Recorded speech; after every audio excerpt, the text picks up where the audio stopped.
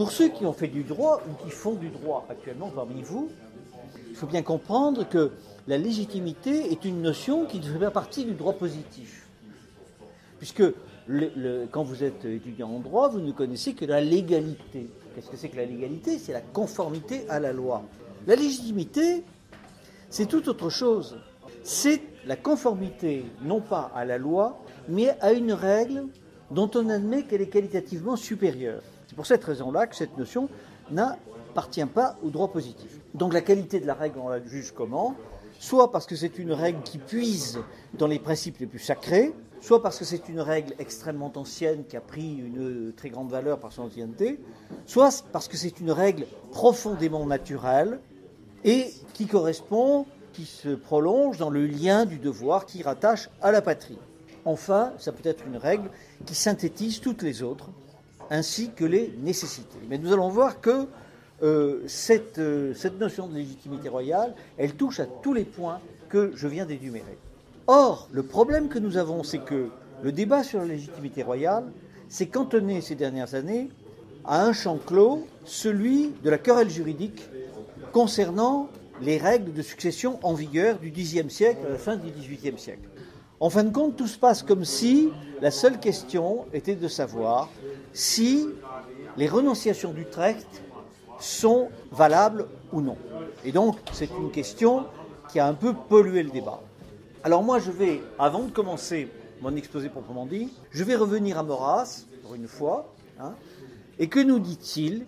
Il nous dit ceci: la volonté restauratrice de l'action française en faveur de la famille d'Orléans est fondée sur le fait qu'elle est la seule dynastie nationale et non sur la loi successorale en vertu de laquelle ses droits ne sont du reste pas douteux.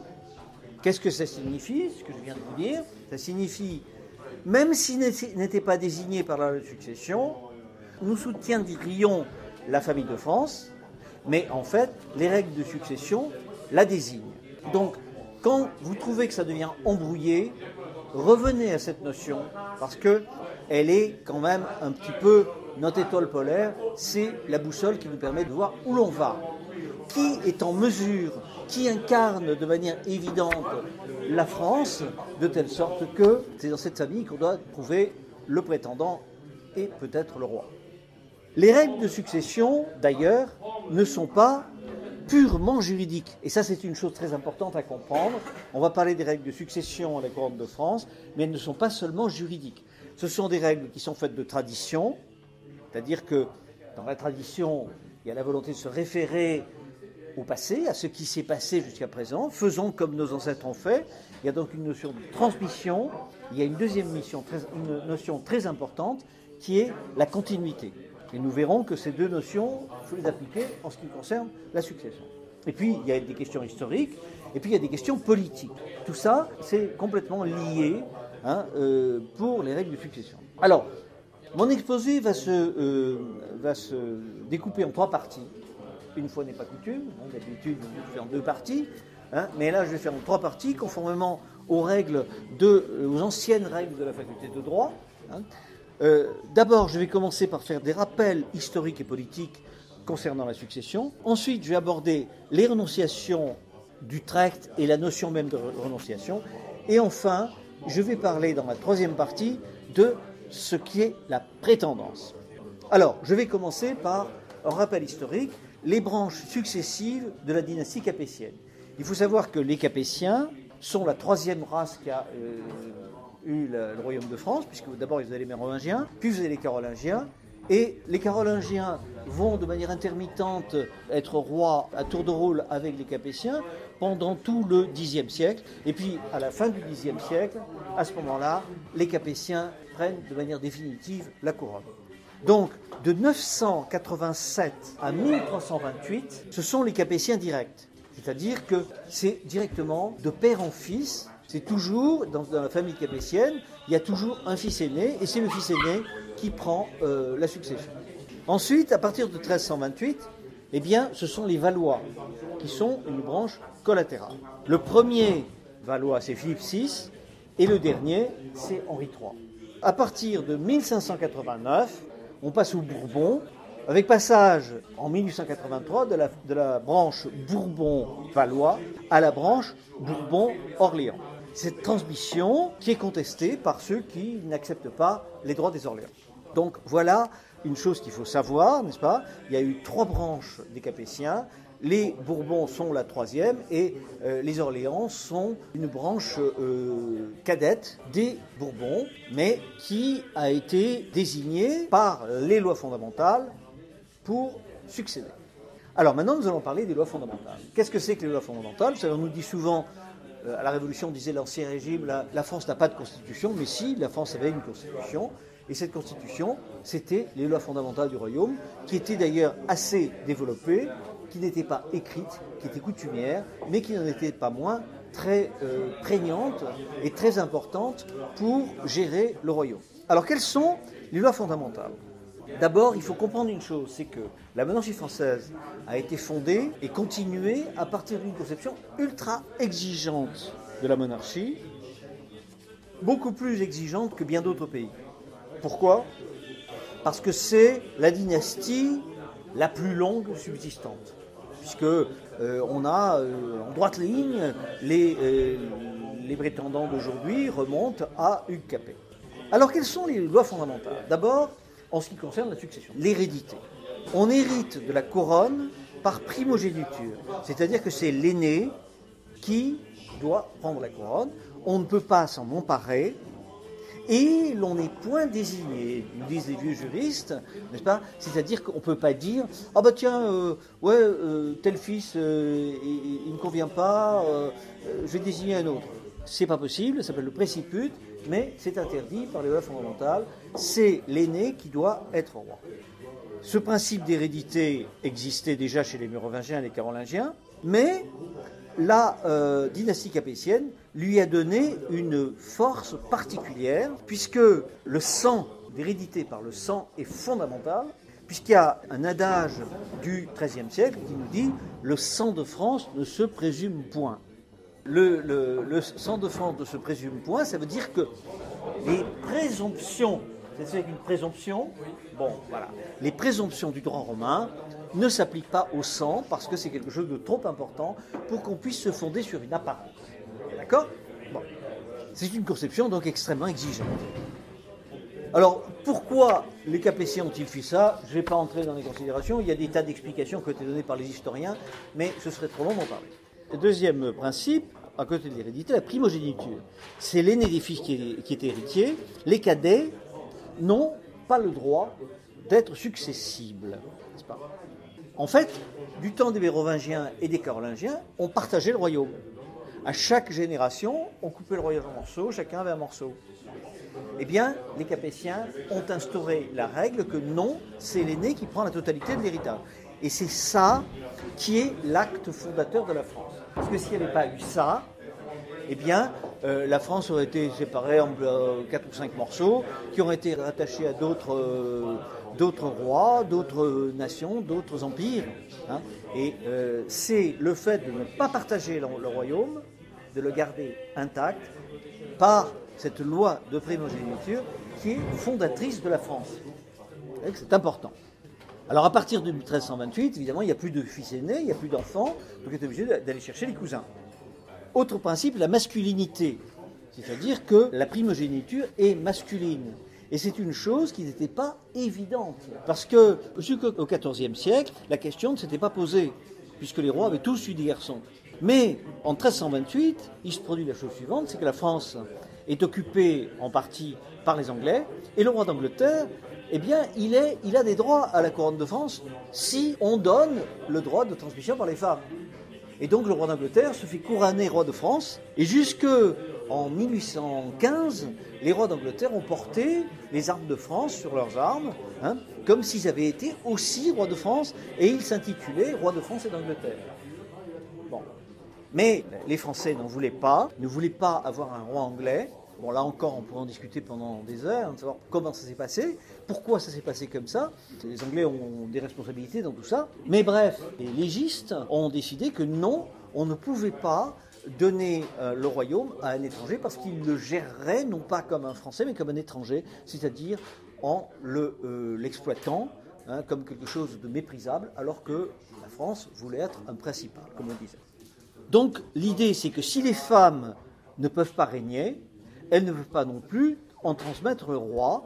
Et on dit que la France ne peut pas être transmise par les femmes comme une dot. Dot, peut-être que vous ne savez pas ce que c'est, mais autrefois, quand les femmes ne pouvaient pas hériter, elles ne pouvaient pas hériter parce que le droit le leur interdisait, le droit coutumier leur interdisait. Mais en revanche, quand elles se mariaient, on leur donnait une part d'héritage qui s'appelait la dot. Eh bien, la France ne peut pas être une dot. Bien. Donc tout ça, ce sont des règles qui ont été faites pour donner une grande qualité à la France et considérer que la monarchie n'existe que pour le bien de la France. La continuité de la couronne, ou instantanéité de la couronne, eh bien, l'idée qui existe depuis le XIIIe siècle, c'est que quand le roi meurt, instantanément, on applique un principe de droit, le mort saisit le vif, c'est-à-dire que le roi est mort, vive le roi, hein, il n'y a pas de solution de continuité. On ne va pas se dire, attendez, on va en mettre un autre, etc. Non, c'est pas possible, le roi est désigné par les règles. Donc vous voyez, c'est très important qu'il n'y ait pas de doute sur ce point. D'autre part, la catholicité. Eh bien, la catholicité est intrinsèque à la couronne de France, alors longtemps, le problème ne s'est pas posé, mais à partir de la Réforme, eh bien, on a formulé clairement que le roi devait être catholique et que s'il ne l'était pas, eh bien, il devait se convertir au catholicisme. Et c'est ce qu'a fait Henri IV, qui s'est converti et déconverti 4 ou 5 fois, et qui à la fin a dit, bon, ben, Paris vaut bien une messe, prétend-on, je ne sais pas s'il l'a dit vraiment, en tout cas, il s'est converti et il est devenu roi catholique. Et le sacre des rois est un rituel de l'Église catholique qui a été considéré jusqu'au Concile de Constance comme un sacrement. Puis à partir du Concile de Constance, les papes étaient un peu jaloux, alors ils ont désacré le roi et c'est devenu un simple sacramentel. Enfin, les rois de France n'en ont jamais tenu compte. Autre principe très important, l'indisponibilité de la couronne. Là encore, nous sommes toujours dans cette notion, n'est-ce pas, qui vient de très très loin, c'est que la monarchie française n'est pas une propriété privée. La France n'est pas une propriété privée. Le roi n'est pas propriétaire du royaume. Hein. Il ne peut pas le vendre, il ne peut pas le céder, il ne peut pas le mettre en location comme un bien, n'est-ce pas? La couronne, elle est portée sur sa tête sans qu'il le veuille et sa volonté n'y est pour rien. Très important, cette notion d'indisponibilité de la couronne. Le roi de France ne peut pas désigner son successeur, il ne peut pas changer l'ordre de succession, il ne peut pas abdiquer. Sous l'Ancien Régime, le roi ne pouvait pas abdiquer. Vous voyez, une conception extrêmement exigeante. Hein.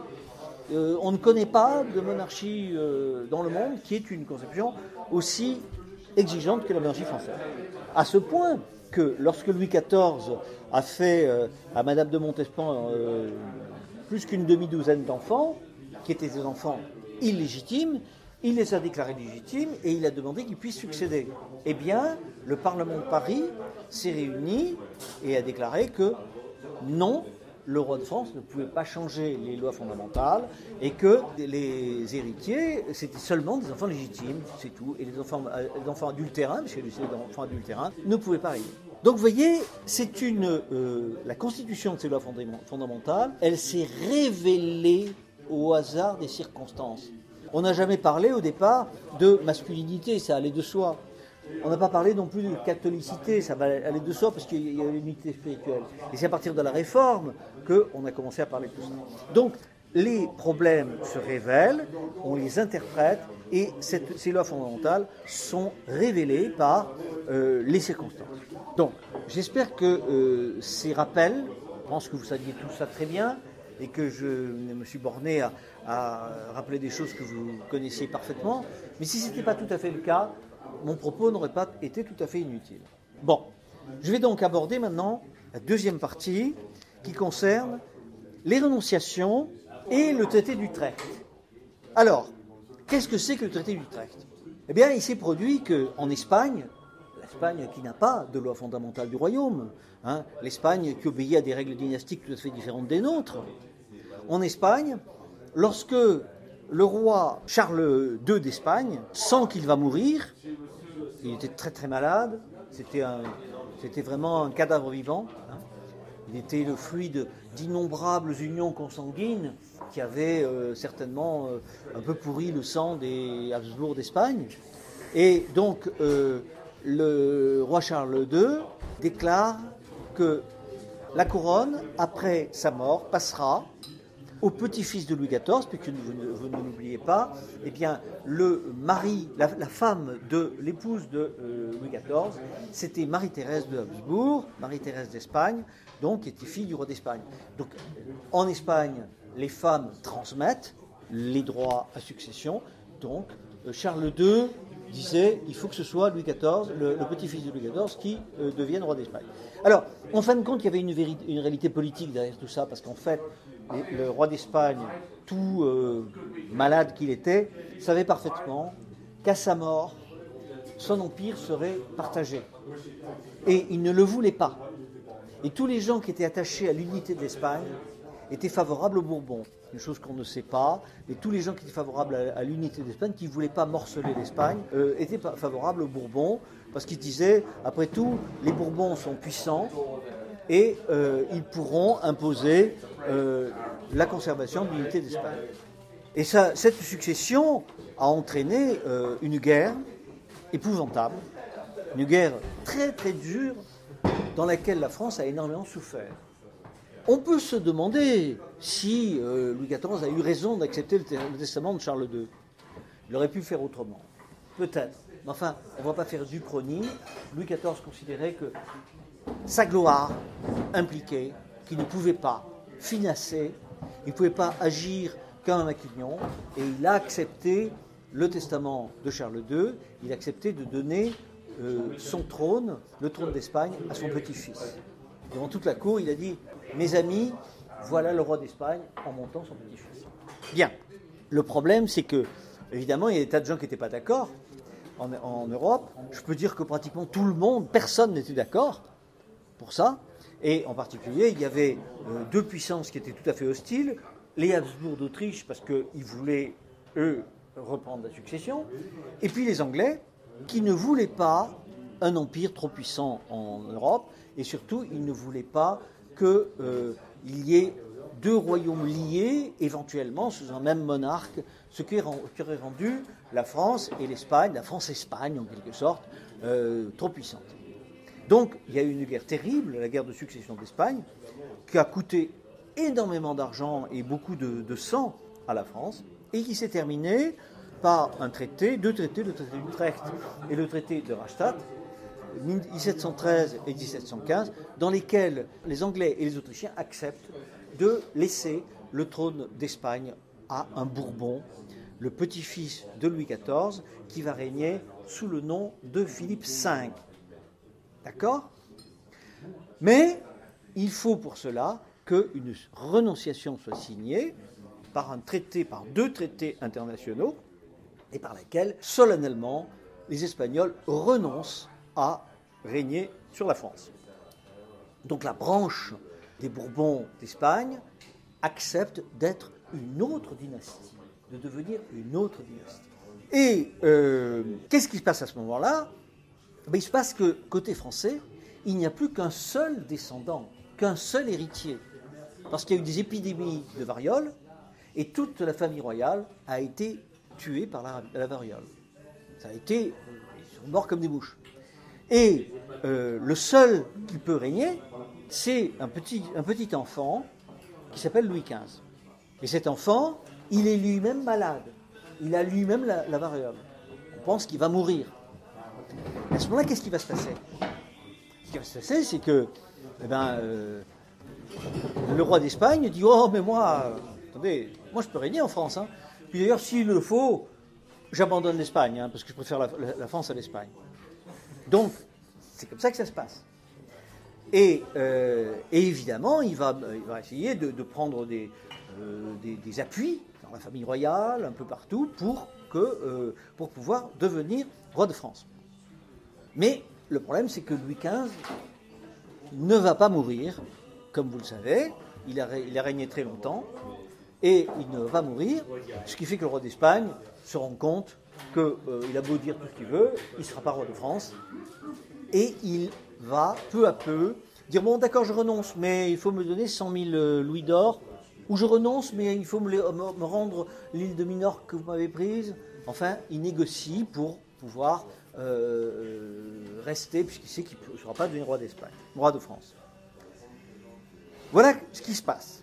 Alors, est-ce que ces renonciations étaient valables ou non? Parce que le principe d'indisponibilité de la couronne empêche de renoncer à la couronne. De surcroît, il y a un grand principe général du droit qui s'appelle l'impossibilité de renoncer à une succession qui n'est pas encore ouverte. On peut renoncer à une succession si elle est ouverte en droit privé, on ne peut pas renoncer à une succession qui n'est pas ouverte. Bon, c'est un peu compliqué tout ça, hein, mais enfin bon, voilà. Bref, donc, premier problème, peut-on renoncer? Et deuxièmement, cette renonciation est-elle opposable aux descendants? Voilà. Est-ce que les Bourbons d'Espagne pouvaient, au terme des lois fondamentales du royaume, renoncer? Et cette renonciation pouvait-elle être considérée comme opposable aux descendants? C'est-à-dire les enfants dire oui, mon grand-père a renoncé, donc je ne peux pas régner. Alors c'est là que se trouve toute la question que soulèvent les partisans de la branche espagnole actuellement. Alors je vais résumer les trois arguments que les partisans de la branche espagnole soulèvent, et qui sont des arguments massus, mais en apparence seulement. D'abord, les partisans de la branche espagnole nous disent que les renonciations sont formellement exclues par les lois fondamentales, et les descendants de Philippe V ne les ont jamais reconnues. Premier argument. Deuxièmement, un traité international, d'ailleurs tombé en désuétude, ne peut pas changer les lois fondamentales. C'est l'idée que la Constitution française est supérieure à un traité. Idée qui n'est pas acceptée aujourd'hui par le droit international, mais qui était affirmée à l'époque de ces renonciations. Et la conséquence que les partisans de la branche espagnole en infèrent, c'est que actuellement, le duc de Ségovie, le duc de Cadiz et le prince Louis ont successivement été les aînés des Bourbons, et que donc c'est eux qui sont rois de France. Et ils ajoutent que le comte de Chambord l'avait reconnu, ce qui est faux, car selon eux, les prétentions des Orléans ne se justifient que dans le cadre de la succession de la monarchie de Juillet. Alors, qu'est-ce qu'on va répondre à tous ces arguments? Ce sont des arguments qui sont apparemment puissants et auxquels les gens d'Action française n'ont pas voulu répondre de manière trop diserte, parce qu'ils disaient c'est pas ça qui est important. Ce qui est important, c'est la maxime que je vous ai lue au départ de mon exposé. Bon, les Orléans sont la seule dynastie française, donc la monarchie doit être française. C'est vrai, mais il faut quand même aller plus profond pour convaincre les partisans de la branche espagnole qu'ils font fausse route.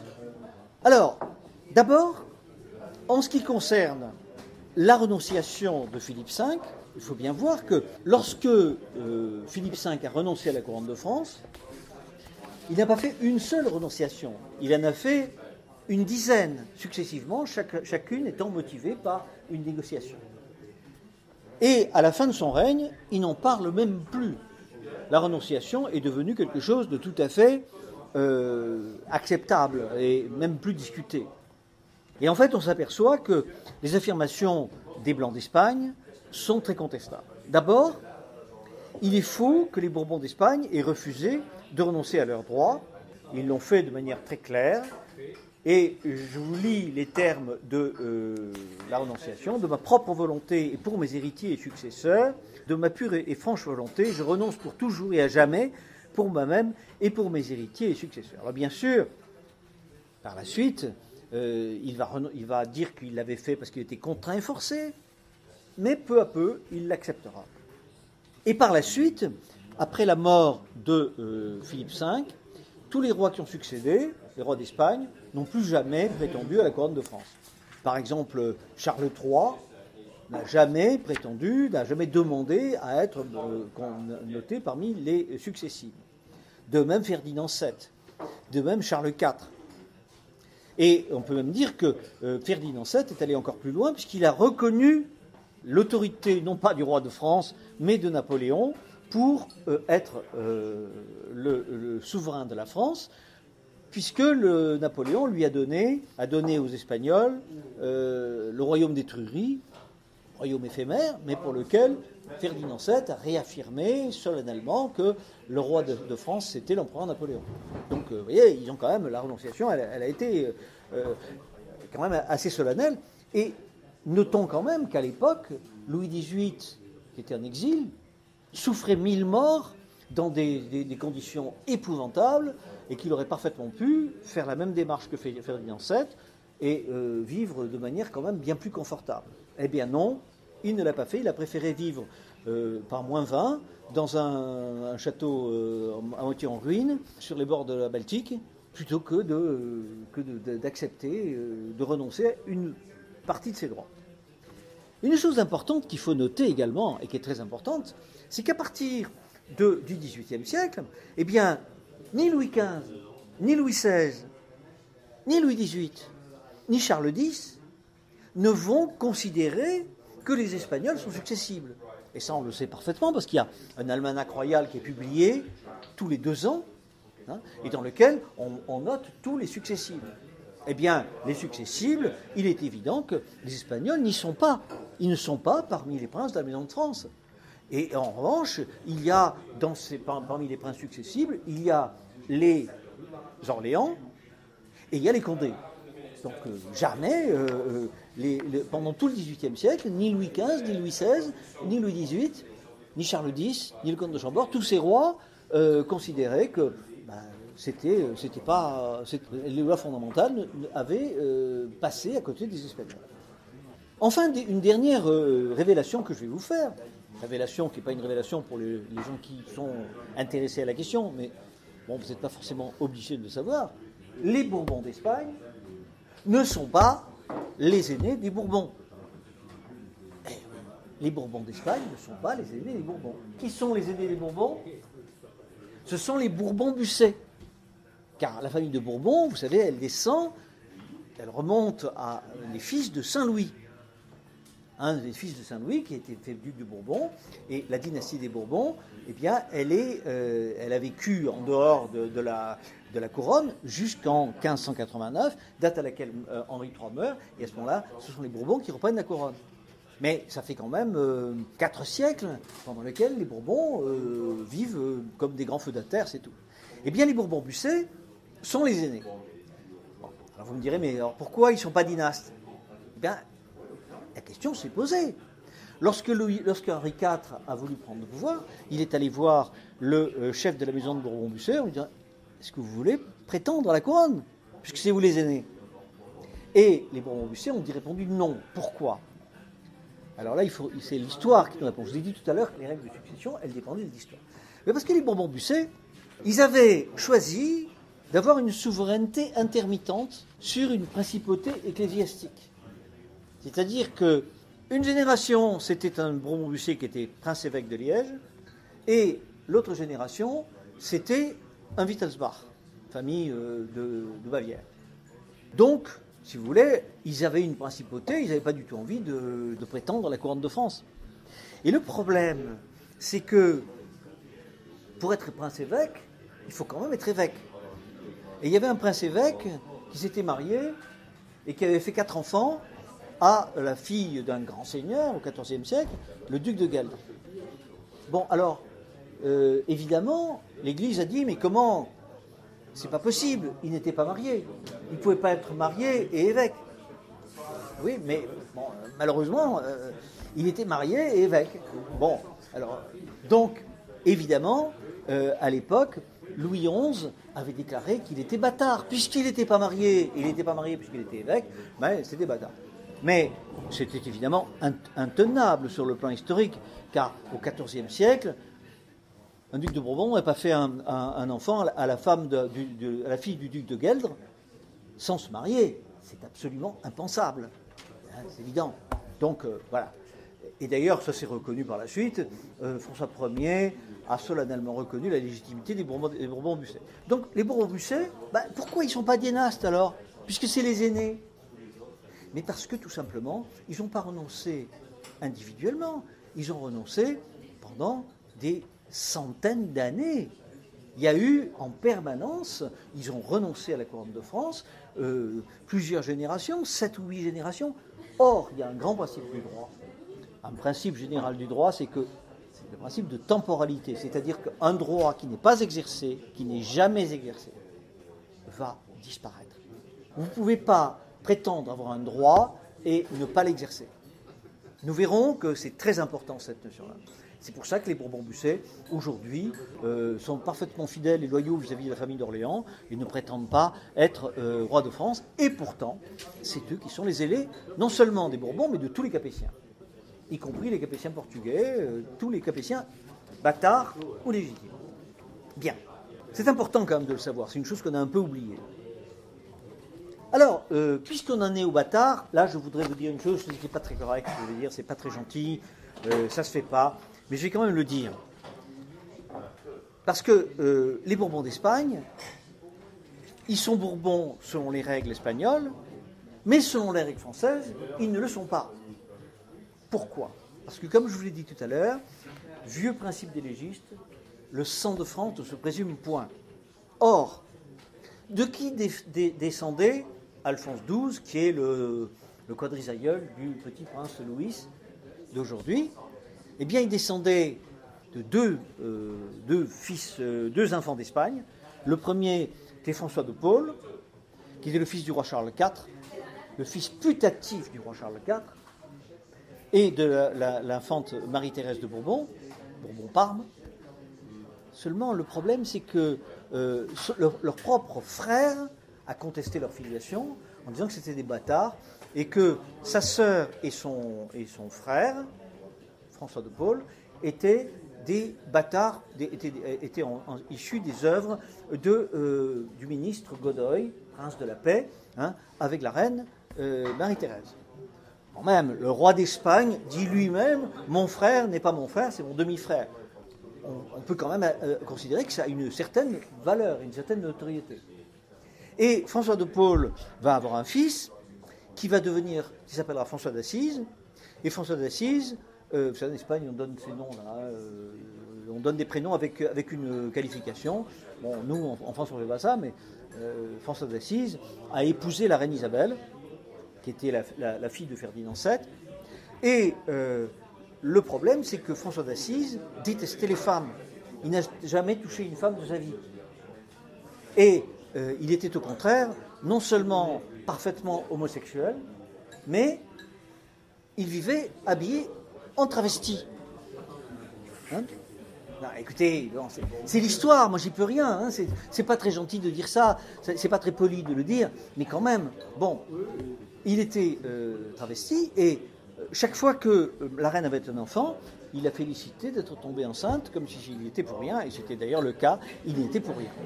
Et, non mais c'est un fait. Et d'ailleurs on sait très bien de qui descend le prince Louis.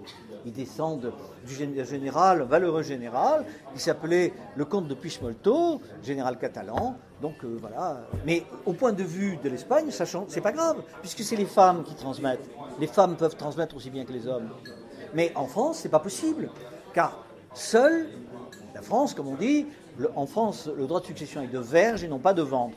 Ça, c'est la crudité de notre ancien droit. Ouais. Donc, voilà, vous avez déjà une idée de la question. Alors maintenant, je vais aborder, dans ma troisième partie, la notion de prétendance par rapport à la succession royale.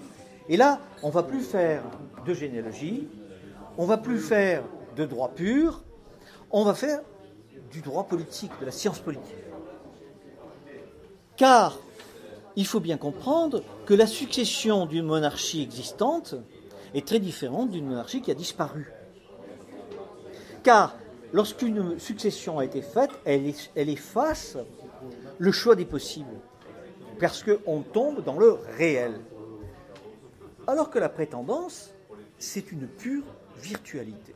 Et donc, il faut qu'il y ait deux choses très importantes pour qu'une prétendance ait une valeur. Premièrement, il y faut la volonté, et deuxièmement, il y faut la continuité.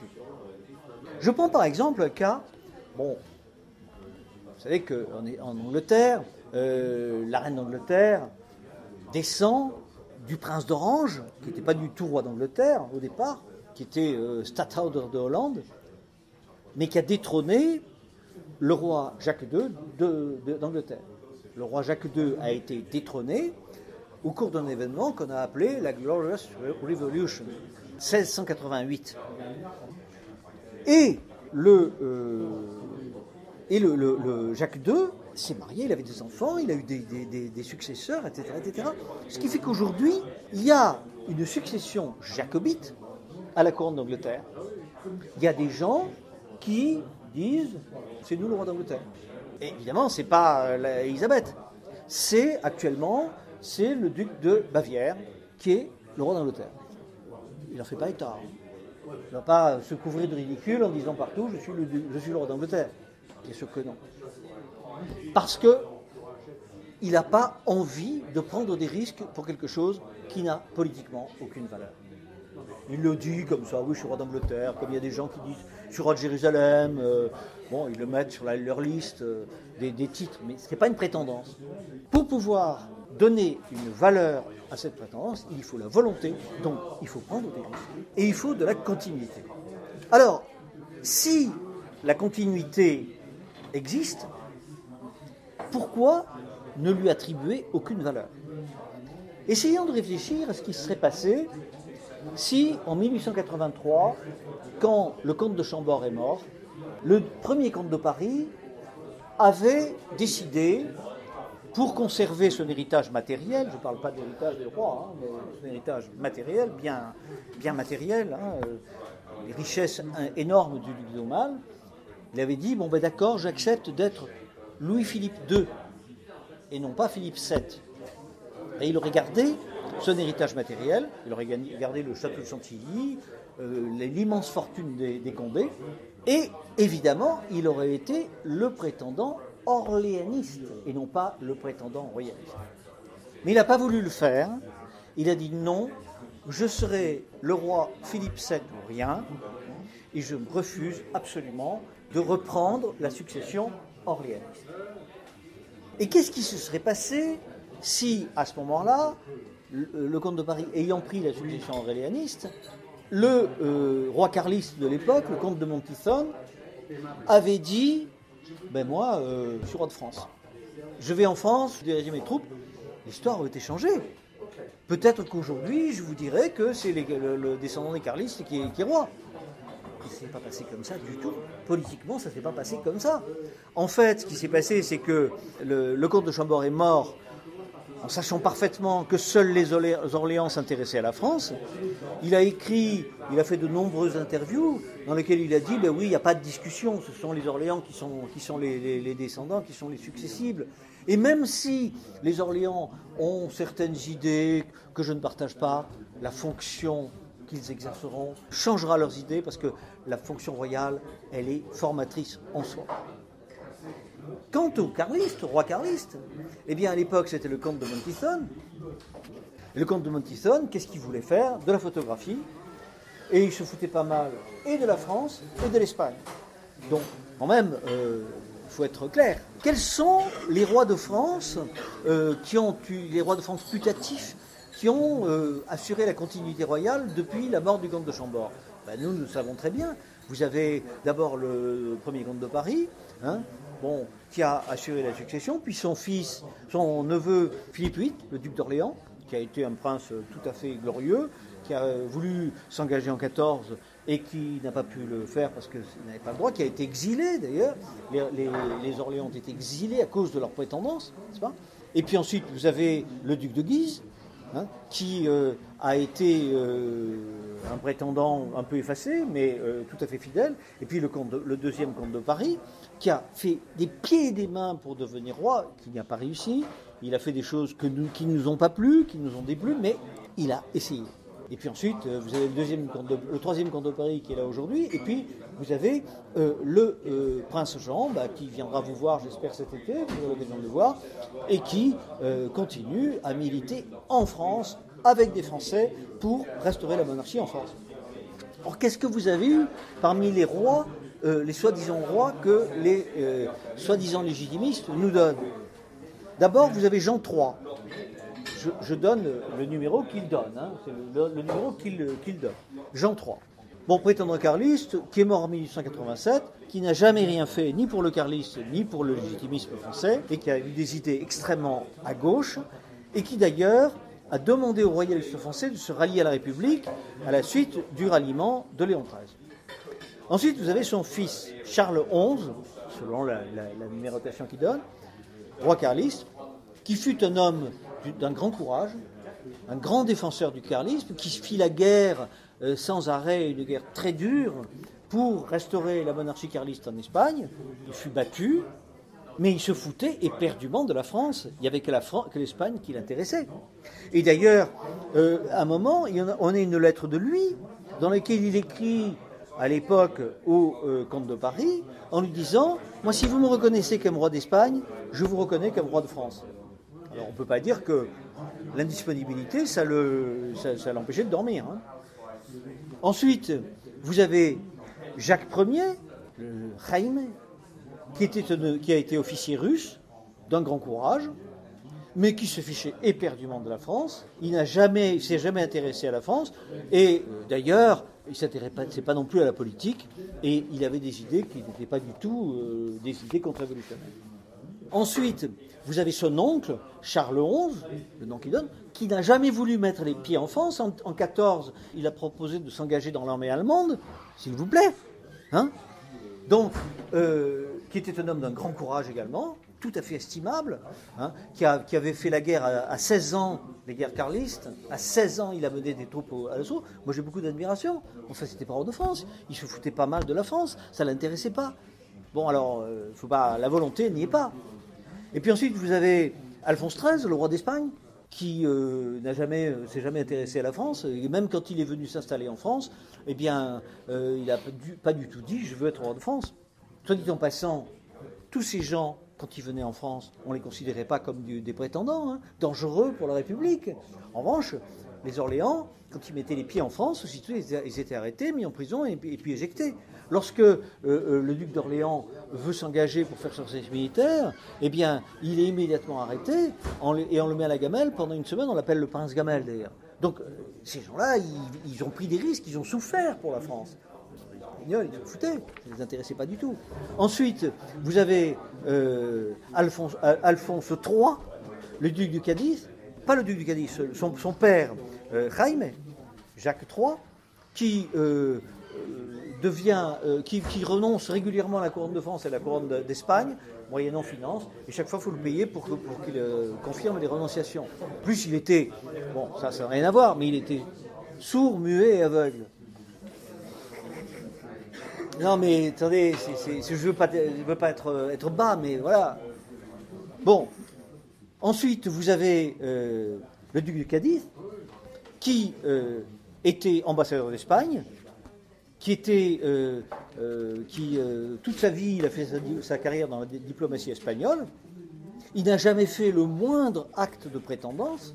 Il n'a jamais dirigé un mouvement politique en France. Il n'a jamais même dit « je suis le roi ». Il disait « je suis l'aîné des Bourbons ». Oui, ça, d'accord. Il disait « mais c'est tout ». Et puis vous avez son fils, le petit prince Louis. Bon, alors lui, il fait un peu davantage, mais parce qu'il n'a plus rien. On l'a privé de tous ses titres.